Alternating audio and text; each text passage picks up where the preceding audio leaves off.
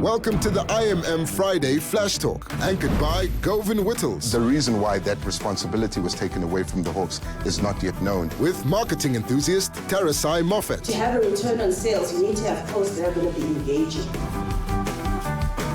Brought to you by the Institute of Marketing Management, South Africa. Welcome to another installment of the Institute of Marketing Management's IMM Friday Flash Talk. On this platform, we hope to bring you insightful content about the world of marketing, the latest strategies and trends, and help you as a marketer understand how to approach these strategies, hopefully implement them in trying to reach consumers and change the way you work with brands.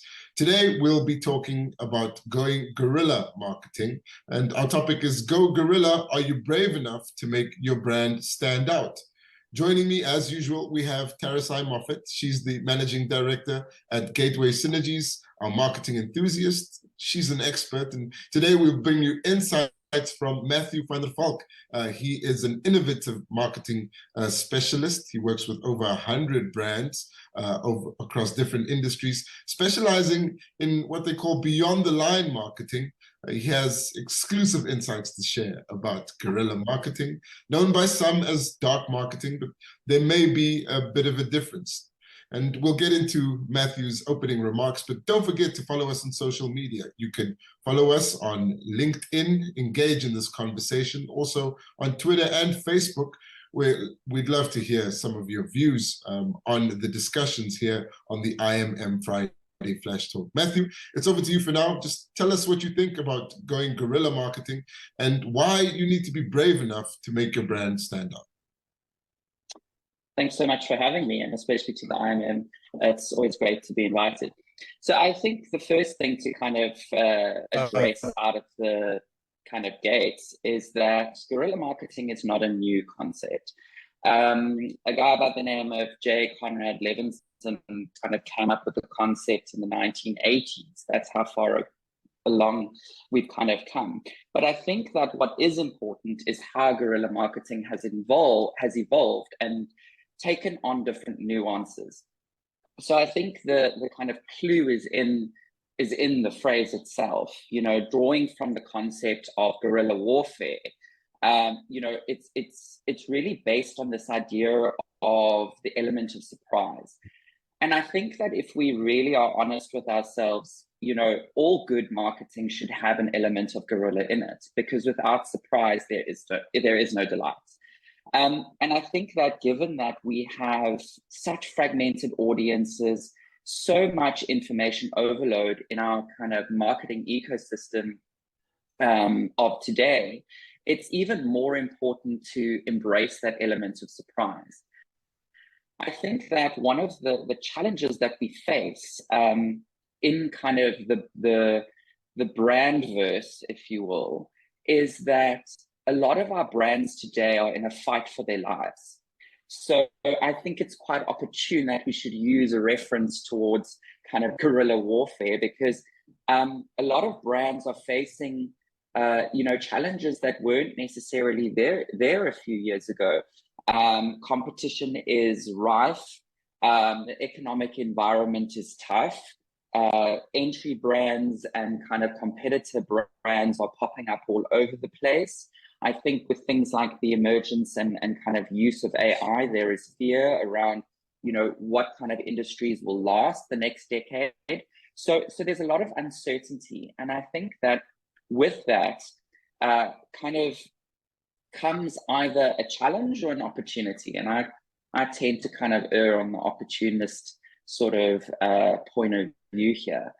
But I think that, you know, within this topic, there is this idea of bravery. And I think that is so key, because I think there are two types of approaches to kind of your marketing, if we really sort of simplify it down. And the one is to be brave, and the other is to be smart.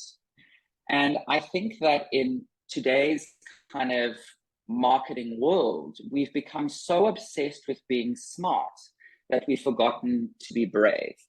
And so I think what, you know, is important here is not to to kind of vilify one and hero another, but to say that both these sort of approaches to the way that we view brands are important and can in fact build our brands. And it's how do we create that balance?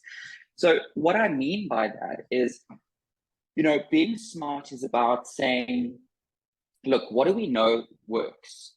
And I think, you know, there are places and spaces where that is an important strategy to employ. So looking at the data, looking at how our audiences have behaved, looking at how our audiences react, what the cultural zeitgeist is, and kind of taking that data and distilling it into insight to have more effective marketing. But I think that where we have become so overly transactional with this obsession that we have as marketers with data is that we've settled for something that works, as opposed to embracing something that could work better. So I think that that's what Guerrilla and indeed these kind of alternative forms of marketing start to question is what could be a solution to a problem we don't even know that we have yet. And it's a little bit of a kind of mental gymnastics to wrap your head around. But I think in the basis of kind of data, we're looking at insight retrospectively. It's always what happened, what did we do, how do we optimize that, and how do we move forward, as opposed to moving in a completely different direction and taking a risk based on, you know, what is our human understanding, our gut feel, some of that old school, you know, advertising and marketing intuition that just says, hey, this probably won't work, but it just might be genius. And I think that that is kind of the cornerstone of embracing the bravery of guerrilla marketing. Yeah, I think, yeah, you've really foregrounded bravery as a way to approach guerrilla marketing. I wonder how much of that we see in the South African and African context. Brave marketing, offhand, we could think of a few brave campaign managers of brands. But there is the question again of what comes to mind when you think about guerrilla marketing and its application in Southern Africa and across the continent. Terasai, what do you think about being brave enough to go guerrilla? Brave is what's going to get the conversation going, because as Matthew said, at this point in time, there is so much competition around brands, so much knowledge and information overload. The consumers are the ones that are leading their search in terms of where they want, what they want to see, what they want to buy. It's now like the consumer's buying power versus the marketers push marketing. So what's going to stand out is brave marketers, as Matthew said. We have to get to the position, which we're not yet in South Africa or in Africa as a whole, especially Southern Africa. We're not there yet. We're not brave enough to go to the consumer and get the conversation going. We are still, to some extent, sitting online, looking at statistics, coming up with strategies, pushing them out and hoping that they're going to work. But that day-to-day where you actually go to the heart of the consumer, identify this is the problem, this is how we are going to speak to them, it's not happening so much anymore because everyone's gone into the euphoria of online marketing.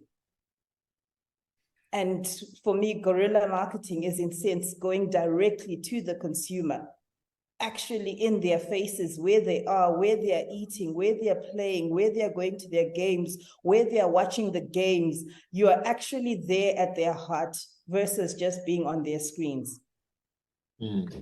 What works though? That's the big question, and what really works for brands more than actually for consumers. Okay, let's take a step back perhaps and say, look at what works across some of the traditional platforms, and then obviously the digital platforms, which are really in focus here. Matthew, when we talk about guerrilla marketing, is it, I don't know, placing the strategic bottle of cool drink in a soapy, and then trying and hoping people will buy it later? or It are there worked for other great Starbucks examples? and Game of Thrones. Do you remember when there was that Starbucks cup in the middle of a Game of Thrones episode and the whole internet broke out? Yeah.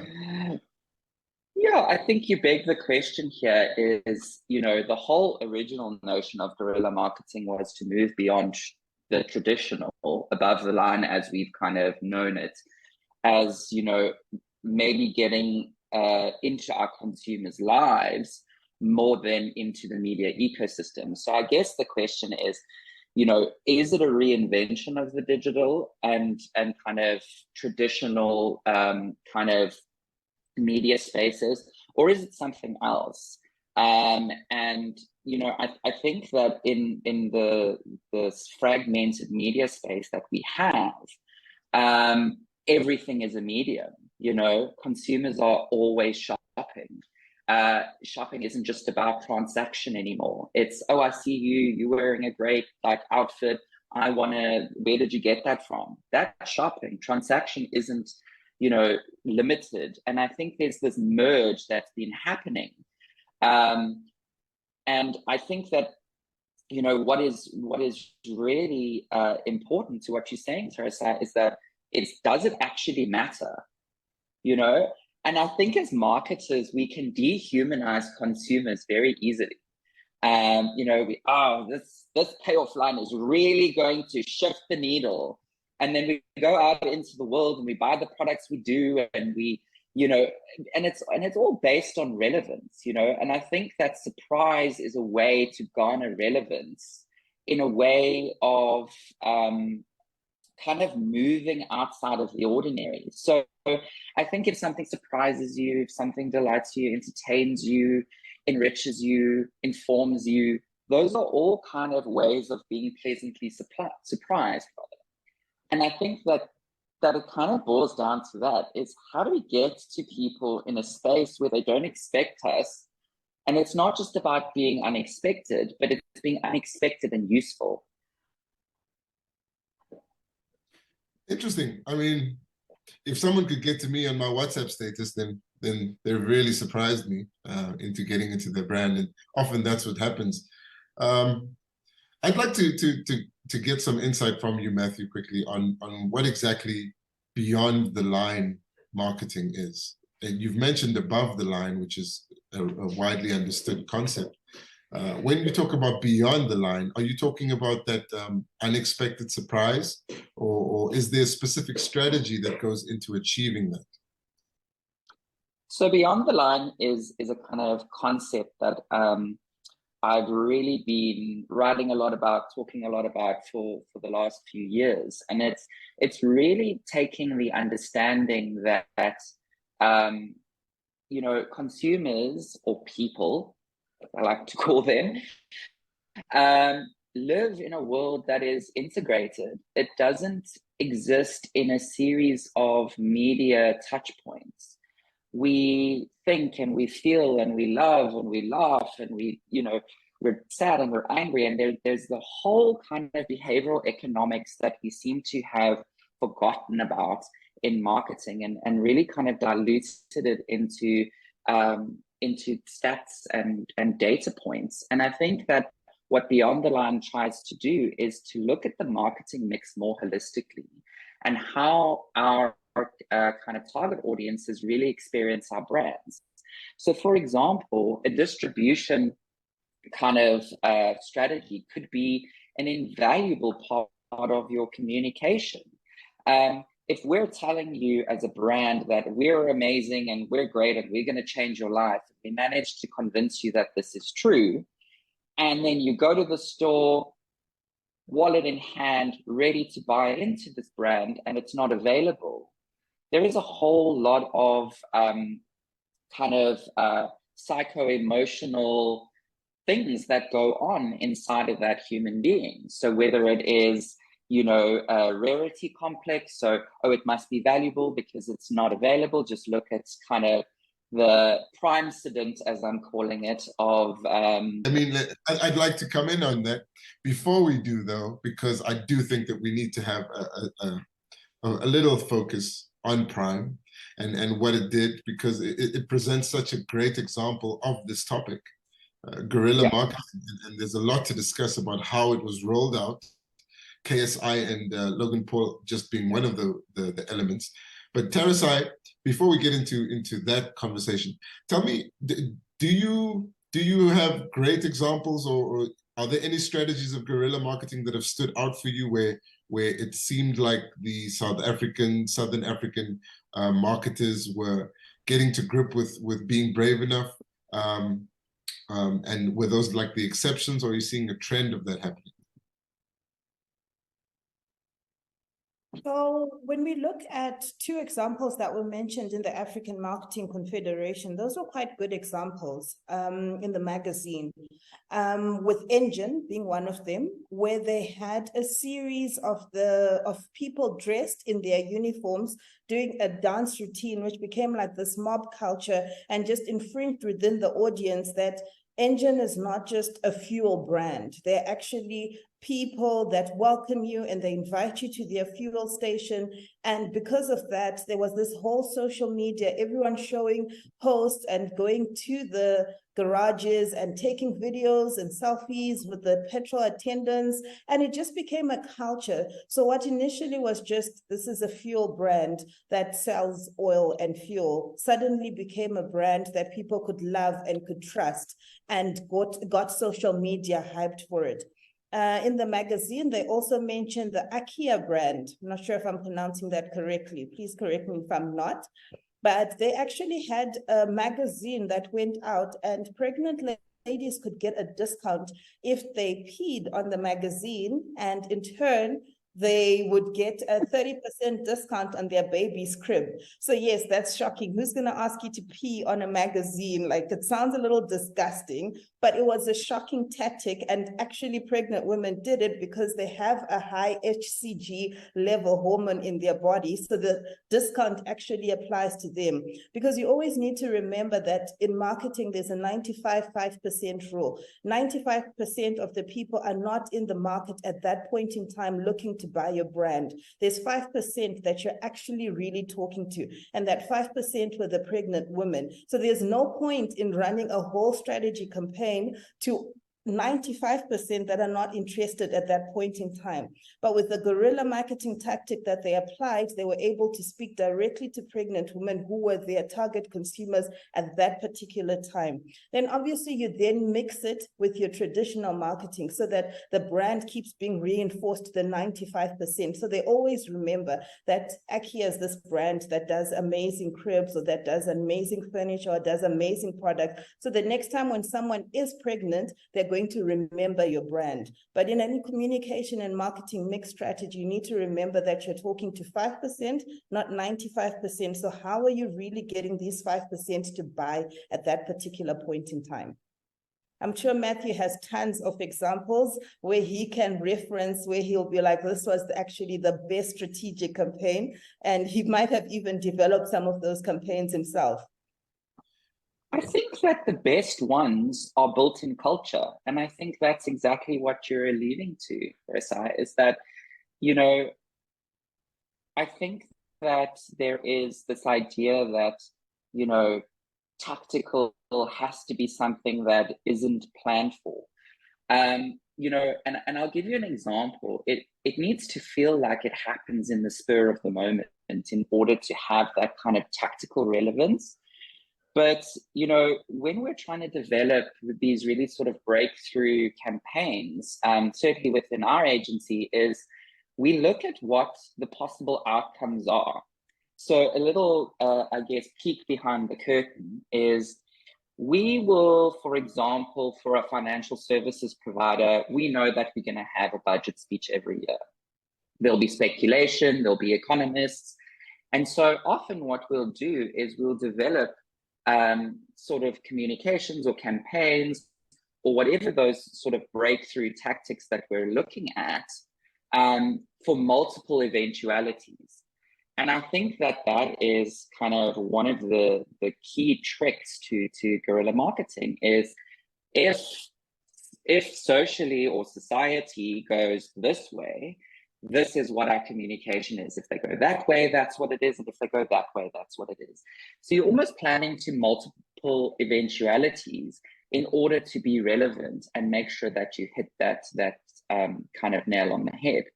And certainly in terms of, you know, some of the campaigns, there are general themes in the cultural zeitgeist. And I think, you know, it's really about, and we have this kind of philosophy within our agency of creating work that lives in people's lives. And I think that is really cornerstone to this whole idea of beyond the line, and indeed guerrilla marketing being a part of that. Beyond the line sort of takes the entire spectrum of whether it's pricing, distribution, whether it's your communications, and it's saying this is the whole ecosystem that people live in, and these are the multiple touch points that we have. Some of them traditional media, some of them more guerrilla, some of them more experiential, and even combinations and hybrids of the two. Here is a traditional, experiential, and guerrilla kind of tactic all mushed into one. And I think that's the beauty of kind of, rather than seeing this fragmentation of our media space being a challenge and seeing it as an opportunity, we almost get an opportunity to build it the way we want it every single time. And I think that uniqueness is what is the cornerstone of driving that kind of surprise element in Guerrilla. You know, part of the cultural zeitgeist is things that we know are topical, and having a controversial view into Nando's, the clients of ours, you know, is a really great way to show how brands that are brave enough can really create something that's both relevant to the brand, but also surprising and delighting to the consumer. It's really just about asking the question again, you know, does it matter? Will it matter? And is it even good? And I think we get very obsessed in our marketing world of, again, you know, consumer versus human. And I'll reiterate that, because if we think about it from our human point of view, I think that question is often answered, no, it's not really relevant. It's not really that interesting. You know, and I think that's a key, I guess, litmus test for the kind of work that we do. One of the forms of marketing which really focuses on the person, their personality, what they like, is dark marketing, and specifically like segmentation of marketing and adverts. This is a big thing on digital media. I'm a big watcher of YouTube. So sometimes I get ads because of my age, my demographic, that other people won't get. And other times my little cousins will get things that I won't even see for months, even years later. They've described that as a form of dark marketing. One of the examples brought is the Twitter page of Apple, which has no tweets, but has put out 60 dark tweets, which were specifically targeted towards certain audiences, where they've fragmented their strategy to only target specific people. So, I mean, the question really is there a difference between guerrilla marketing and what they call dark marketing, where you're only targeting certain people and hoping to get feedback from certain audiences? I think there absolutely is. And I think that the definition of dark marketing has evolved.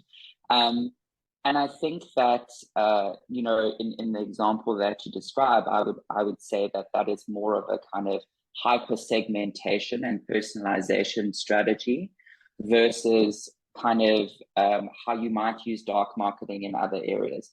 So one of the things I've spoken about many times before is around the uses of dark marketing in regulated industries.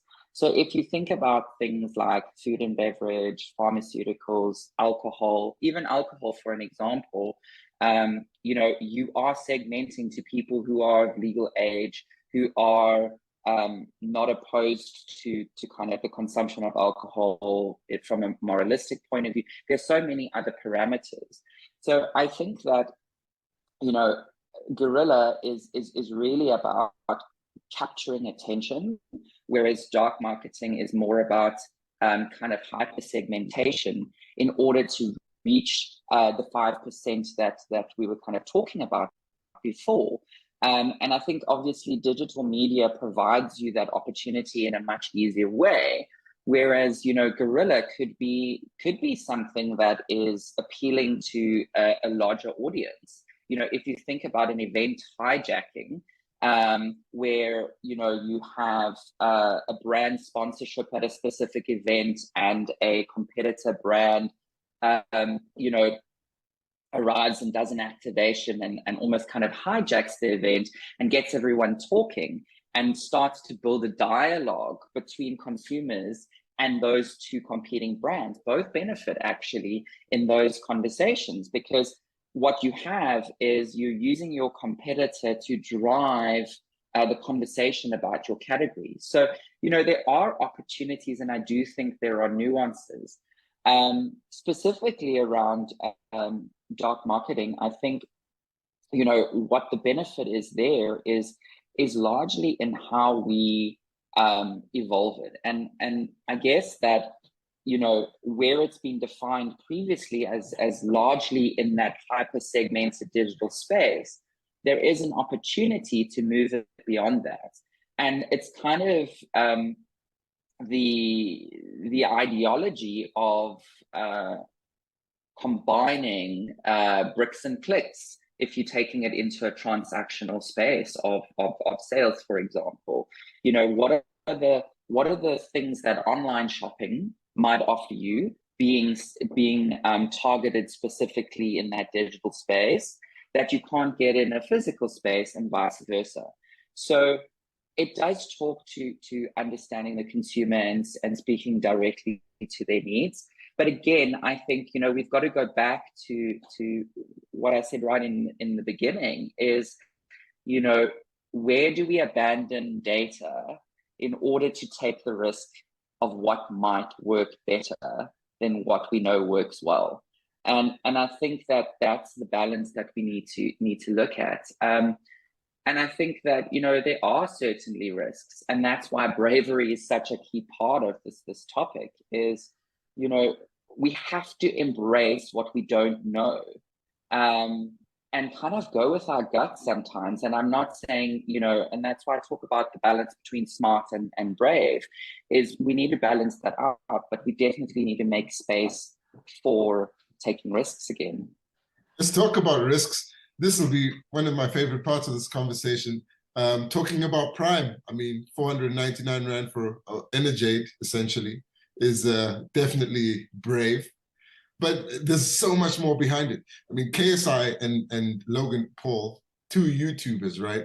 They've practically mastered the art of dark marketing. These two guys started off as essentially in a beef. They fought each other in a boxing match before. Logan Paul has 23 million followers on YouTube. KSI started The Sidemen, a hugely popular channel on YouTube. So for years, they were speaking to their segmented audiences.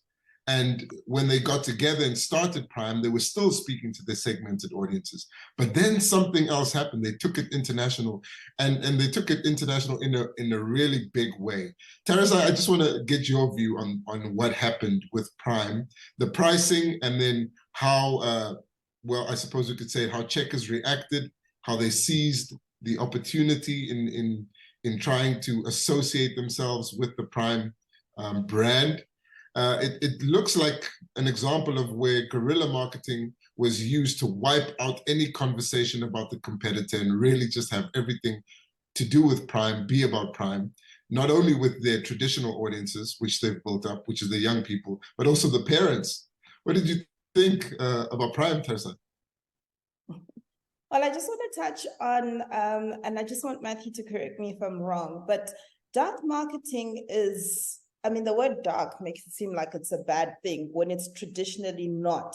I'll give an example. On LinkedIn, let's say you write a post, someone shares it on their WhatsApp status, or they share, and then someone else reads it, or someone takes your post on LinkedIn and then sends it to the email address of their CFO or CMO in their organization, and they read it. So statistically, you can't say that it was read by X number of people, because to some extent it's gone dark in the sense that someone has read it, they have seen it, people are reading and discussing it maybe in their WhatsApp groups or in their communication. But as a marketer, you have no track record of how to track that because people are discussing it in a WhatsApp group, for example. So it's not ideally dark in that it's bad, but in the sense that you cannot measure to what extent it has gone out into the public.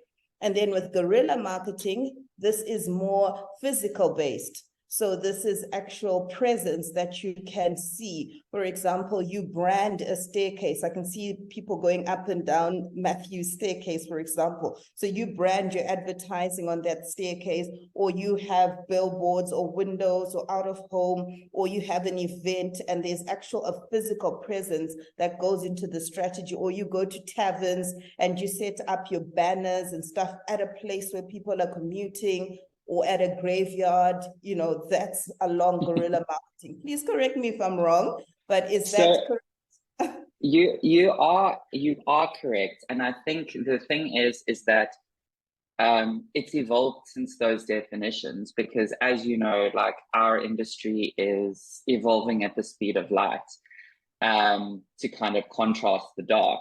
So I think that, dark marketing has its origins in exactly the definition that you kind of explained there.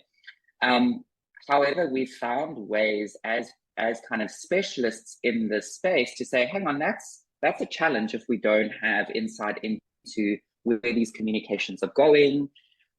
But also there's an opportunity here. There is a whole media ecosystem that exists under the radar that we're not really tapping into. And so dark marketing isn't just about kind of what we don't see anymore. It's about how do we leverage, track, and really start to enhance and utilize these kind of tactics of referral or affiliate, or any of these kind of spaces where we leverage word of mouth.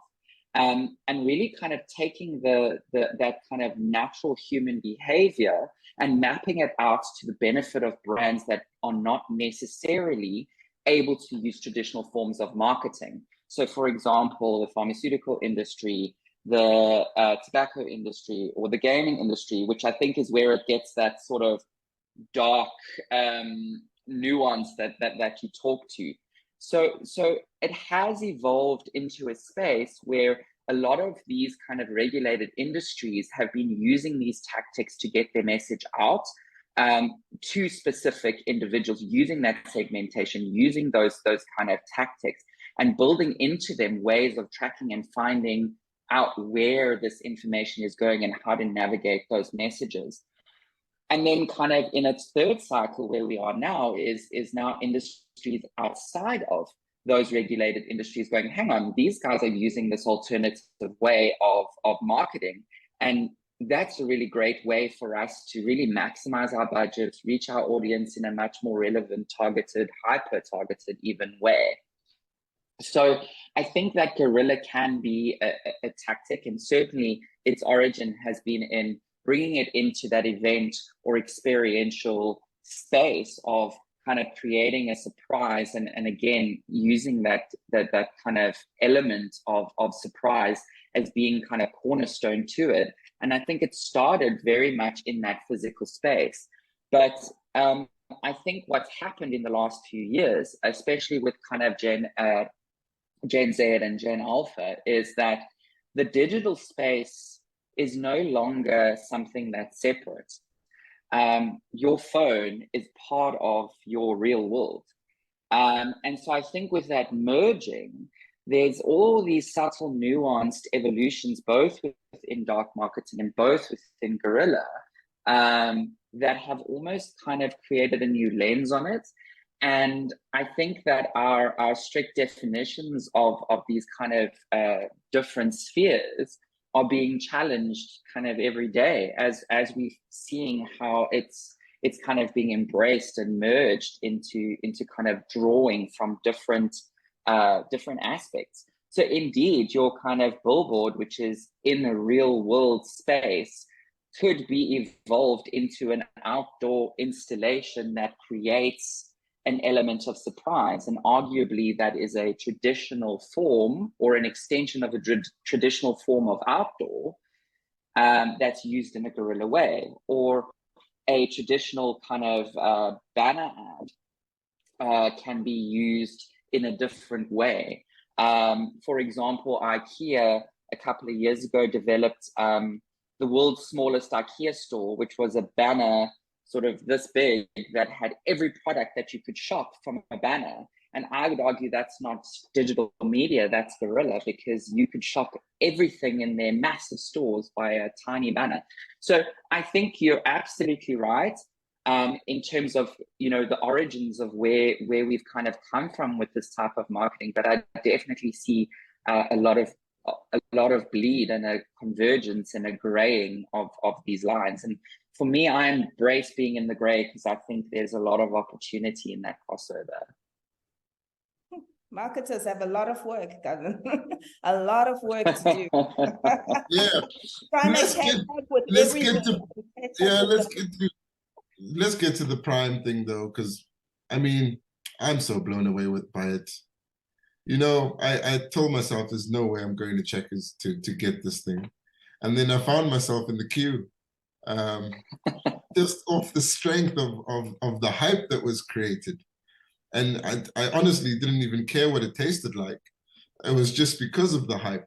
So I don't know if this is, do you think this is something that's not happened on this scale before in South Africa, where an international product has come to do this? Well, barring Apple, of course, with its products. But in terms of a drink, is this something new that we're seeing in terms of how they've rolled it out?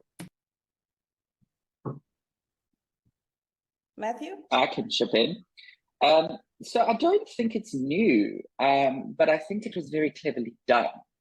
And again, this is kind of where you weigh up your brave and smart. So I'll cast your mind back to when Burger King launched in South Africa, and very cleverly did a similar strategy, and I'll draw some parallels, is they opened one store.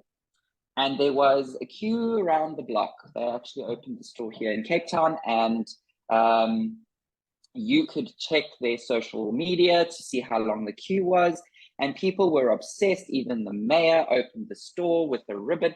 It was a very cleverly done campaign, and they really leveraged exactly the same behavioral economics that Checkers have done, and that is scarcity complex. So you mentioned about kind of, you know, 400 odd rand for an energy drink. We're like, wow, that's wild. Diamonds have been doing it for years. You limit the supply, create a scarcity complex, you increase the value perception, and therefore create demand. And from demand in its hyperactive state is a craze. So having seen this, you know, Checkers has really kind of dialed into the cultural zeitgeist that globally exists within this kind of Gen Alpha or emerging kind of generation, and said, you know, this is already a craze where people are leveraging this scarcity and creating additional value. And Checkers coming in and saying, actually, you know what, we provide as part of the ShopRite group affordable alternatives to the general South African public. You know, that's kind of been their stance on their multiple brands, as being providing things to providing kind of everything you need to the general public, and saying we're taking something that is valued at this high kind of rarity kind of value space, and we're making it 40 rand. Arguably still very expensive for an energy drink when you consider it's kind of energy. But still kind of saying, you know, we are really reinforcing what our brand stands for. So I don't think that this Prime conversation is about an energy drink for Checkers. I suspect it's about saying, you know, we're taking something that's 400 rand and we're making it 40 rand. And that is bold. and kind of leveraging, just being part of that conversation. And I think, you know, there will be differing conversations that happen around it. As I got my Prime, I get a badge, I get to kind of say I was there, I got it, I got the first, whatever the case may be for those consumers. But also there's the new narrative sort of coming out is like, oh, well, now I've tasted it and I'm not that impressed, or I do enjoy it, or whatever it is. You're part of that conversation, and that is ultimately Guerrilla. It's not even the tactic; it's the conversation that's being had. So yeah, that's my view on the Prime kind of launch. Certainly think it's a very clever way to reinforce what the brand stands for, That's a very which is ultimately savings. Yeah, that's one of the more interesting takes I've heard. What do you think, Teresa?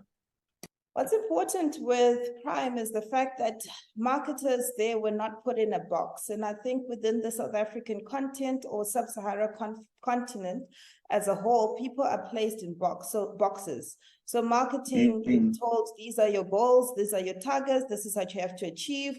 Marketing almost becomes like, you know, we have to get the deck ready, we have to get this presentation done, we have to get this lead and that contact. So marketing in the African context has been left to just being almost like a sales role versus a marketing role. And I think about being brave means that we as marketers need to be given the reins to be able to make those type of brave marketing strategies. I don't think it's something that Africans or South Africans cannot come up with, but I think in their context, they were given the legal reins to do as they pleased online, on social media, wherever they went, they were given the support system that they needed, which is not the case here in Africa, sadly.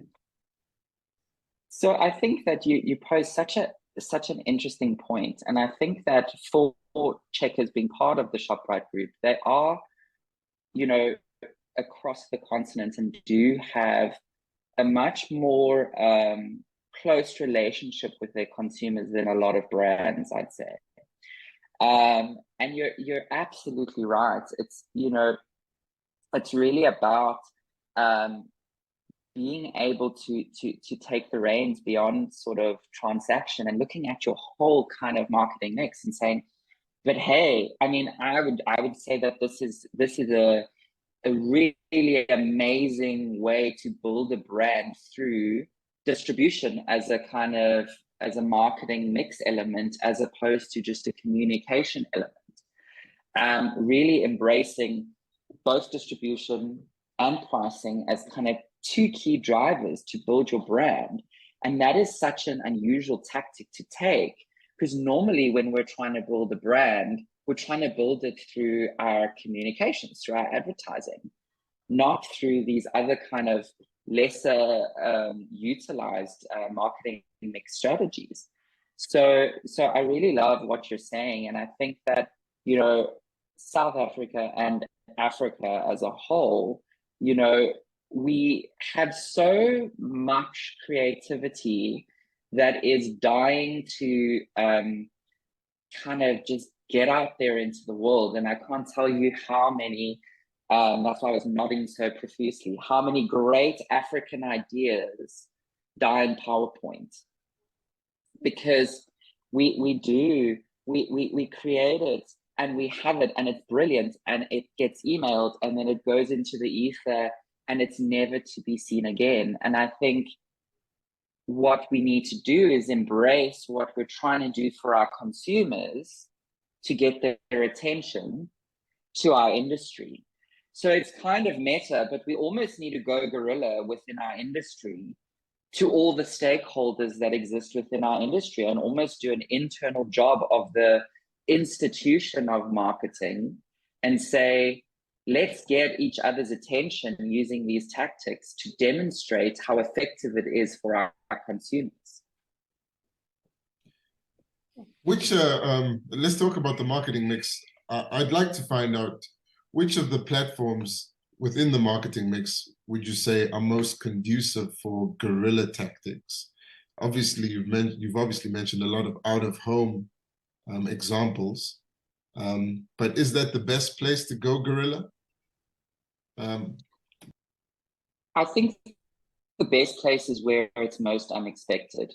I've kind of used a few out of home examples, and it's really just kind of talking about it broadly. But I think that, you know, within people's lives is really the expanse of it. You know, so say for example you are in a store and you're thinking dinner, for example. A simple kind of tactic that could be more I guess transactional would be cross merchandising. So you know that you know you're in the store and you're gonna have a salad, so you have your lettuce, and next to your lettuce you have your dressing, and it's a very simple way of kind of cross merchandising. Now, and a guerrilla kind of approach to that would be, you know, maybe you want to be more decadent and you are a chocolate brand, to say it's Lindt, and you want to say, hang on, you're having a salad for dinner, you deserve a chocolate. That would be how you take a cross merchandising and turn it into a more guerrilla tactic, is kind of understanding the mindset of the consumer in that space. And, you know, as I was saying, appeal to that 5% of people, it's probably more like 95%, where we feel like we've had a salad, we deserve more chocolate than what is necessary. So I don't think it's limited to a specific medium, but more about an approach to say that the obvious thing to do would be to provide you with all of the ingredients that go into a salad next to the lettuce, the croutons and the salad dressing, and maybe a protein of some kind. And that sort of makes sense, right? But to kind of go the opposite way around is really where you can create a guerrilla tactic. And in fact, that's where the merging of what Beyond the Line means is to kind of, to borrow an old adage from the industry, is when everyone else zigs, you zag. So, you know, it's also looking at other industries that are not necessarily, and I've spoken about this before in sort of this notion of Beyond the Line, is look for an industry outside of yours. Because I think as marketers, we look at what our competitors are doing and they look at what we're doing, and we just end up with this mess of parity often, until someone breaks the mold. And I'm not saying that you can't go guerrilla within a competitive kind of mindset, but if you're going completely so far out the box that there is no box, that's what Beyond the Line is. And I think it's much easier to develop guerrilla campaigns if you're going beyond your sector and kind of, you know, looking at and I've used this example before, but, you know, luxury vehicles, if you're looking at buying a new car, often these dealerships are all clustered together. So how do you stand out if you are geographically next to your competitors? Well, in a retail environment, orange juices are all clustered together in a fridge. So which orange juice brands stand out and what do they do? You know, we have a lot of issues around kind of global counterfeit brands, specifically in the fashion industry. So how do you kind of apply that to, you know, perhaps car brands that are becoming much more fragmented? We're having new brands coming into the automotive industry every year. So how do you kind of draw those parallels? And I think that is the heart of finding the guerrilla solution, is looking in the most unexpected place. And often I do that with my creative teams, is you say, okay, this is the brief, and I'll give them a very random industry that is completely unrelated and say, now go find an insight in that industry that you think we could apply to this industry. And you'll be amazed at what you come up with. And I think it's a good trick for all marketers, is to say, let me go and find the most unexpected place I can think of and try and draw some kind of a connection or insight or value from that industry and see how I can apply it to mine. And I think another important thing with guerrilla marketing is that being in your consumer space. So who are you talking to at that particular point in time? If your consumer, let's say, is a person in the rural areas, when was the last time that you actually walked a journey in their shoes?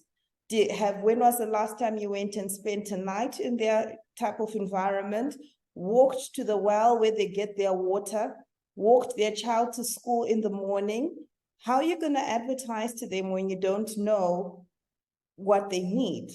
So if, let's say, their consumer journey involves them waking up in the morning, they boil water because maybe there's no electricity, and then afterwards they bath their kids, take their kids to school, your approach could be, I'm going to meet them halfway in the middle of the track to where they are going, and I'm going to, I don't know, install a solar system that warms up water, so as their kid is driving, they have as they're walking, they have a cup of tea. Then already that's going to get the conversation going. Wow, this brand did this for our community, which was really important. And then people are going to start talking about it online and on social media. Next, you have the press coming to give you free publicity because they make it almost like a press release to say this is what happened with this brand. So you're not lying to the community, you're not doing it out of deceit, but you're actually understanding your consumers' pain points, finding a solution to it, and using that as part of your guerrilla strategy.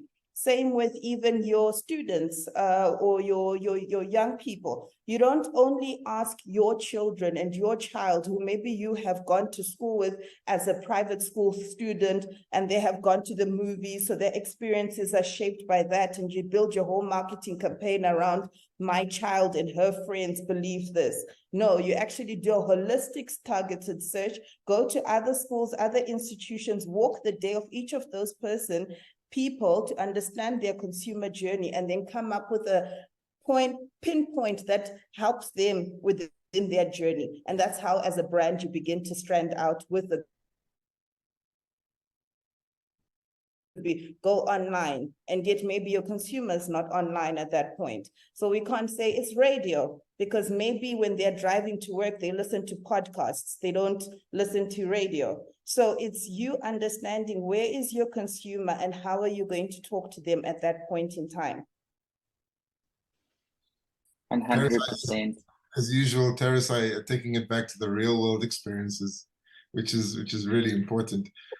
Just mindful of time as we conclude here. So it's one more point I would like to raise. Something that we've raised in every conversation so far is where does the use of guerrilla marketing rank in terms of the preferred strategies of marketers that we see, particularly in Southern Africa? I think this is a useful question because it gives insight to marketers who may be watching to know whether they should change how they approach the ranking of their strategies.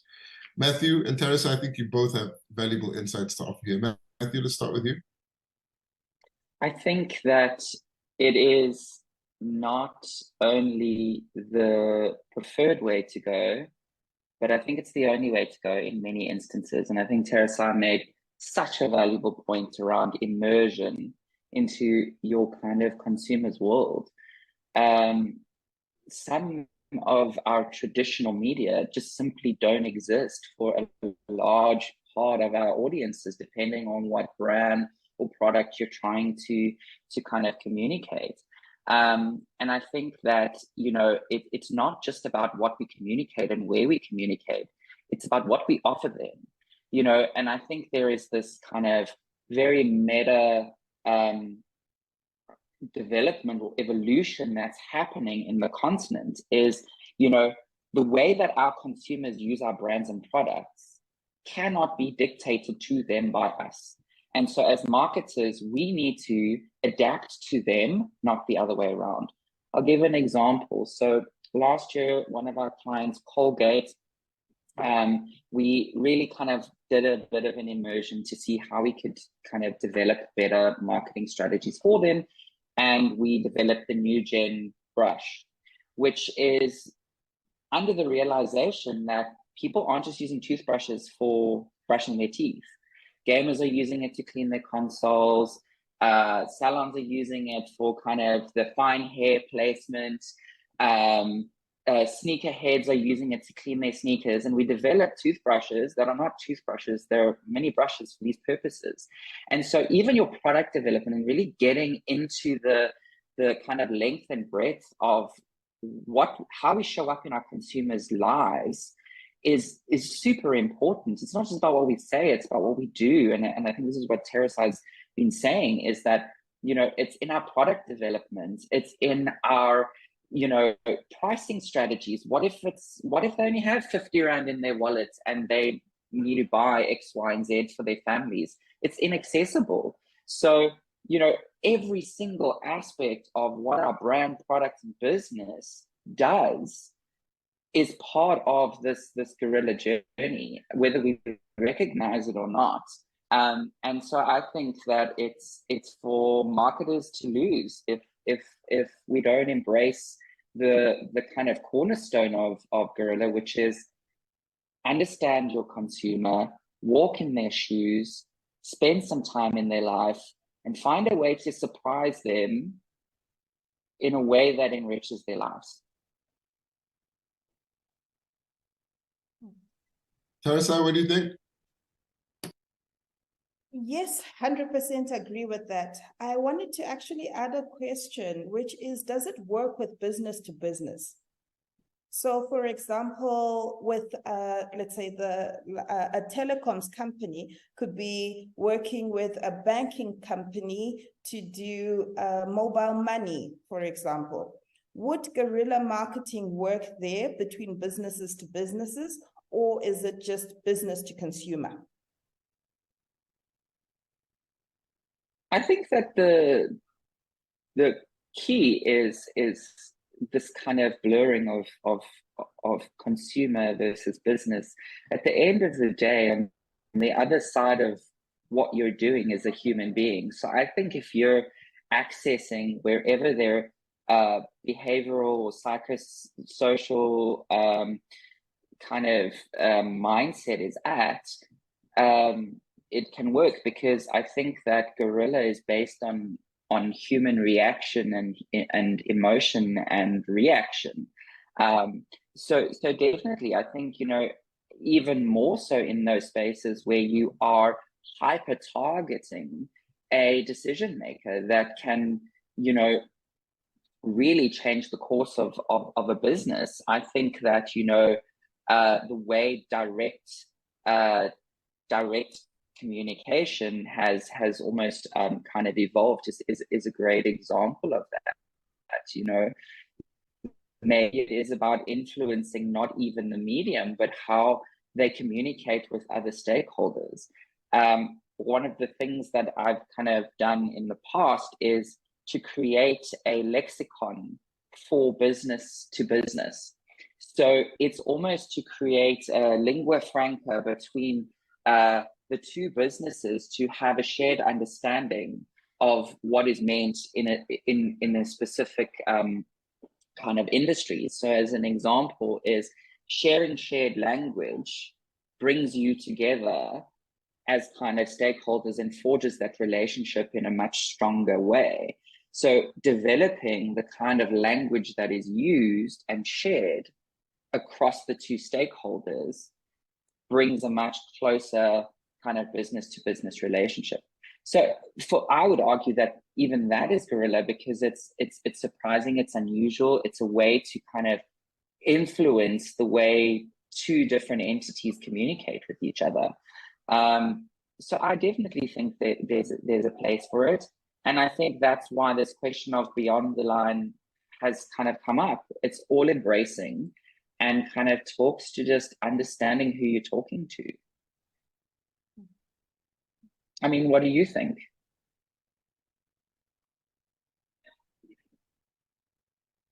I've been trying to think how you would surprise a business. So, for example, I run a small medium enterprise, right? Gateway Synergy classifies as a small medium enterprise. And I'm not marketing myself or anything, but for a small business, which is quite a conversation that most big businesses have, is how to get the small business. So there's a small business and a big business. That guerrilla marketing to get that attention of that CEO, of that procurement or that decision maker, that's always going to be something that you need to wonder. Yes, we're coming up with amazing concepts and strategies and content for consumers, but what does it do for a small business or for a small entrepreneur in this new age? It's just, yeah. You don't need to put that in the video. I was just talking. Back to you, Gavin.